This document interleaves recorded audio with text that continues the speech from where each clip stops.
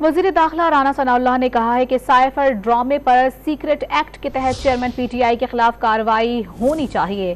سابق وزیر اعظم کے پرنسپل سیکرٹری کا بیان فرد جرم ہے۔ سائفر کیس میں آرٹیکل 6 لگانے کا فیصلہ وزارت قانون بہتر کر سکتی ہے۔ یہ بھی کہا کہ چیئرمین پی ٹی آئی کو گرفتار کرنے یا نہ کرنے کا فیصلہ تحقیقاتی اداروں کا ہوگا۔ چیئرمین پی ٹی آئی کا سائفر ڈرامہ بے نقاب ہو گیا۔ وزیر داخلہ رانا ثناء اللہ نے پریس کانفرنس کرتے ہوئے بتایا کہ سابق وزیر اعظم کے پرنسپل سیکرٹری کا اقبالی بیان فرد جرم ہے۔ بیان سے یہ معلوم ہوتا ہے کہ اس ملک میں اصل میر جعفر کون تھا۔ ان کا جو اقبالی بیان ہے وہ عمران خان نیازی کے خلاف ایک فرد جرم ہے۔ اس بیان سے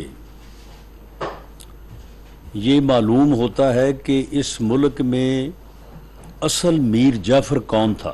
رانا ثنا نے کہا کہ اعظم خان نے اپنے بیان میں بڑی تفصیل سے یہ بتایا کہ سیکرٹری خارجہ کب ان کے علم میں یہ بات لائے اور کون کون اس میں ملوث تھا۔ سابق وزیر خارجہ شاہ محمود قریشی بھی سائفر ڈرامے میں پوری طرح شریک ہیں۔ انہوں نے پھر بڑی تفصیل کے ساتھ یہ بتایا ہے کہ کب سیکرٹری خارجہ ان کے علم میں یہ بات لائے